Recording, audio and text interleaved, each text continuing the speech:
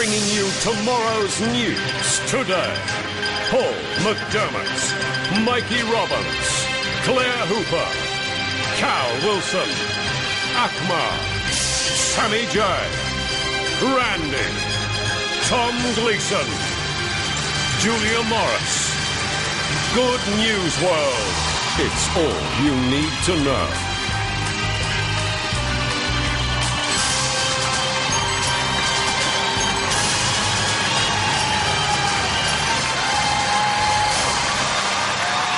Good evening, I'm Paul McDermott, and this is Good News World. Coming up tonight, plans to remove the ball from rugby league so it doesn't distract the players while they're punching each other. Shane Warne in hospital after being found confused and disoriented in a public restroom. Apparently, he looked in the mirror and he couldn't place the face.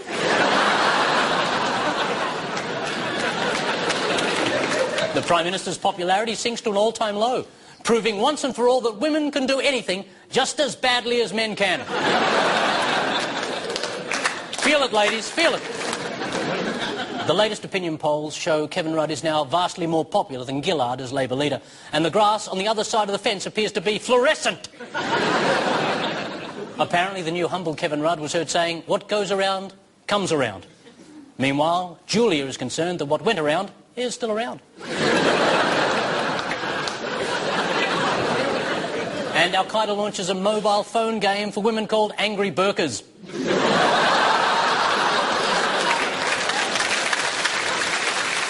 The world's most famous terror organisation is doing it tough. Another of their most senior operatives has been captured, and a CIA drone in Pakistan has taken out their number 2 man, Atiyah al-Rahman. Rahman was Al-Qaeda's top operational planner. He was like their Steve Jobs. He came up with the I-bomb, the IED, and for suicide bombers, the I Go Bang.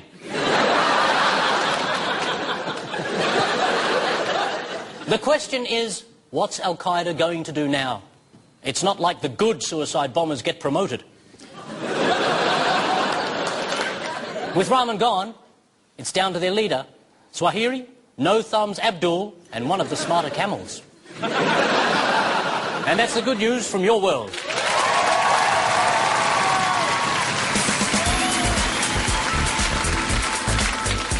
Australia's next top male model. Which one will it be? Well, I was bullied constantly because when you're gifted, when you're special, and when you're attractive like me, people get jealous. Look at them now. I mean, I'm in Australia's next top male model, and they're working for State Rail. So who's the winner? I know the other guys are, younger than me. Hell, I'm 24. But I've been around. When I was born, my umbilical cord got wrapped around my neck, and the doctor told my mother I would never be beautiful.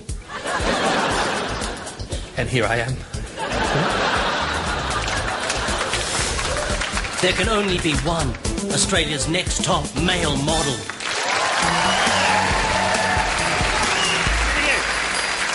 We wish to advise that tonight's entertainment news may contain a joke about fingering. The box office success of Red Dog joins Babe and Happy Feet in proving that whatever Aussies want in their local films, it certainly isn't human. Paul Hogan's been getting away with it for years. And as more and more comic books are made into movies, the burning question remains, who will play Fred Bassett? My money's on Harold from Neighbours. Well, no, actually, Madge. Oh, Harold, bouncers jump the fence. No. Madge died. You shouldn't say that. In the show, not in real life. Oh, sweet.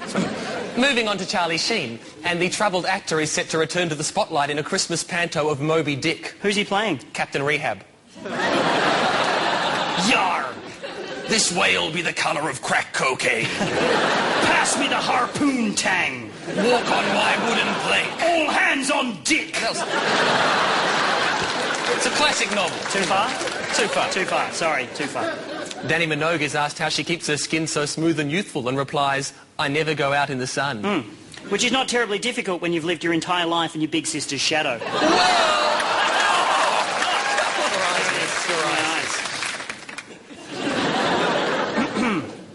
Green Day frontman Billy Joe Armstrong was ordered off a flight for wearing his pants too low. Cabin crew said they feared he was about to do a depardieu.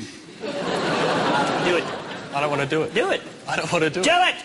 And new laws specifically state if you do a depardieu before the plane departs, the depardieuer will be deplaned without further depardieu, and there's nothing anyone can depardieu about it. Snap!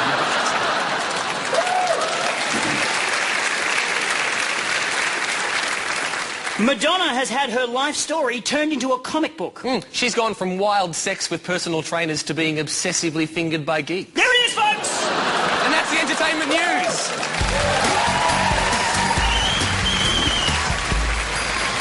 Huge stories happening all over the good news world this week. So we cross now to our team of global correspondents. First up, Cal Wilson in Auckland. With the Rugby World Cup now underway, the big question on most of the world's lips is, what's a rugby? Mikey Robbins speaks to Shane Warne in London. Sorry, Paul, no go. Liz Hurley says he can't come out till he's finished the whole carrot. Claire Hooper on the problem of asylum seekers. Tony Abbott and Julia Gillard have apparently agreed on a new place for offshore processing. Tom Gleeson at Parliament House. Is that Julia Gillard up there?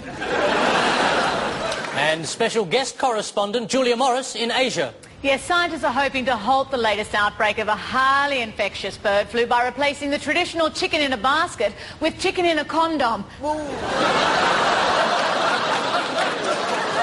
Cal Wilson in Libya. Happy rebels are celebrating freedom from years of random violence by firing millions of shots into the air and killing thousands because gravity's a bastard. Mikey Robbins on Broadway. Paul, more problems for Spider-Man the musical. Last night the guy playing Spidey got caught in his own fly. Claire Hooper on the scene of an explosion in a pet shop. It's raining cats and dogs. Tom Gleeson at Parliament House. With the government's asylum seeker program in tatters, the Prime Minister is now... I don't think she should be drinking up there. She's... Don't put that... Yeah. Mikey Robbins discusses his latest plastic surgery. I feel great. Paul. Cal Wilson at a whaling protest in Norway. Tastes like dolphin. Justin Bieber in 40 years' time. Oh, ha, McDermott, very funny. Claire Hooper in Somalia. I've been trying to get a job as a pirate, but people keep eating my parrot. And Julia Morris reviews the new Smurfs film. Oh, Paul, it's total bull smurf.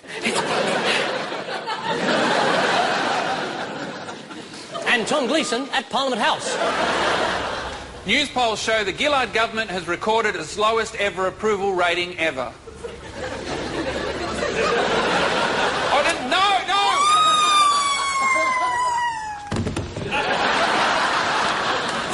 And in breaking news, a by-election has been predicted for the Victorian seat of Lalor.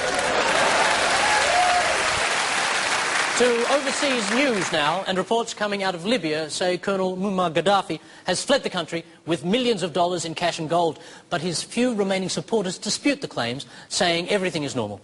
We're trying to get through to Libya now. Colonel Gaddafi. Colonel Gaddafi, can you hear me? Colonel Gaddafi, are you there, Colonel Gaddafi? Yes, hello, Colonel Gaddafi. Colonel Gaddafi. Speaking. There's only one question the world wants to know, Colonel Gaddafi. Yeah, where are you? I'm very good, thank you. And you? No, I'm in a place that's very safe for me. I can blend in easily without being noticed. And where is that, Colonel Gaddafi? Bankstown.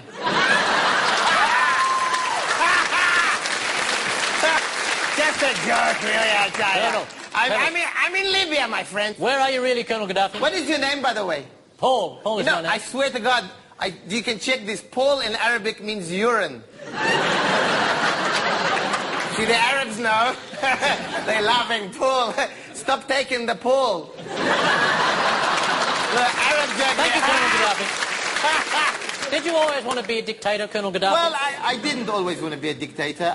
My real love was I wanted to be a banjo player. Banjo? Yeah, I wanted to play the banjo professionally. But my father, he said, you can play the banjo as a hobby, but you have to have something to fall back on. Why don't you be a tyrant? So, Colonel Gaddafi, where in Libya are you? Oh, well, yeah, I'm somewhere in Tripoli. Tripoli? Yeah. What street? What? Hey! Nice try, Aussie pigbull. Almost got you there, Colonel Gaddafi. Yeah, you almost got you. Oh, Colonel Gaddafi! That doesn't look like Libya, Colonel Gaddafi. Doesn't look like it at all. It looks like Hawaii. We've just captured the stronghold of Club Libya. It's like Club Med, only with more torture. I think I'm losing that. That's your hand, Colonel Gaddafi. You're talking into your hand, That's not my hand. That's Libyan technology. Hello? I'm losing him. Colonel Gaddafi, I can still see you. Well, we seem to have lost Colonel Gaddafi, if only. But we'll get him back as soon as we can, so stay tuned. Shut up, you idiot!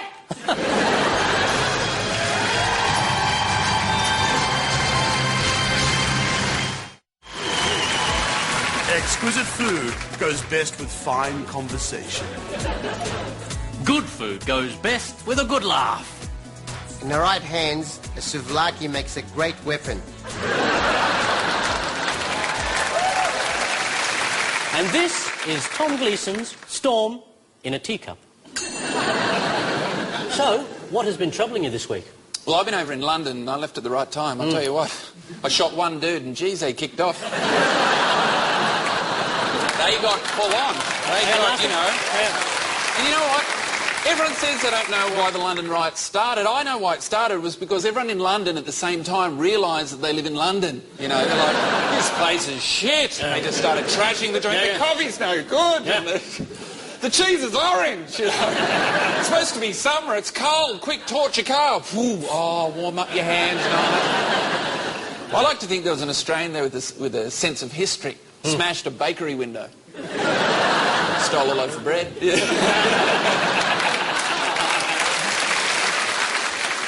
know what really annoyed me when I was over there is I did a gig at the London Comedy Store and a guy heckled me and he said, Australia's full of criminals. I feel like ringing him up and saying, the shoe's on the other foot now, mother.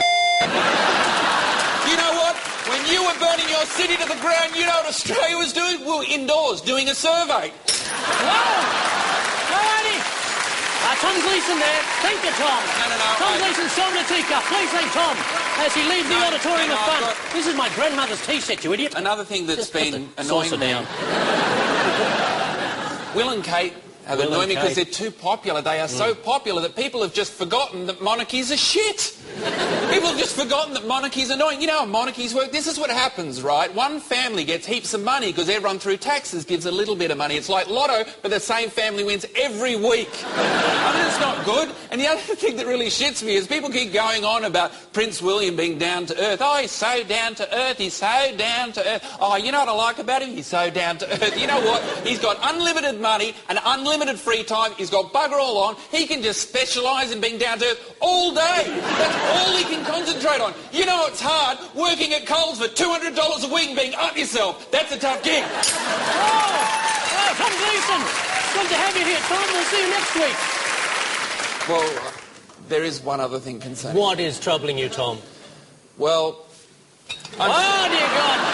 It's Grandma's teapot. That's my dead grandmother's teapot there. If you possibly could be careful with that teapot. Well, it's just one thing I'm really sick of hearing about. You know, on the news, they've got all these stories about bullying all the time. And you know what annoys me is they always get these teenagers on there like they're the first ones to ever be bullied, ever. Yeah. And whenever I see a teenager on the news complaining about being bullied, I'm not proud of this. I always look at them and go, you know what, I would have picked on you as well because you are a weird-looking unit. You know what I mean? I don't like them. And then they go, oh, but the cyberbullying, it's so hard. Oh, yeah, there's cyberbullying. Oh, there's cyberbullying because you can't escape from it. Yes, you can. You can turn your bloody computer off. When I was at school and I had a fat arsehole sitting on my head breaking my skull, I couldn't log off.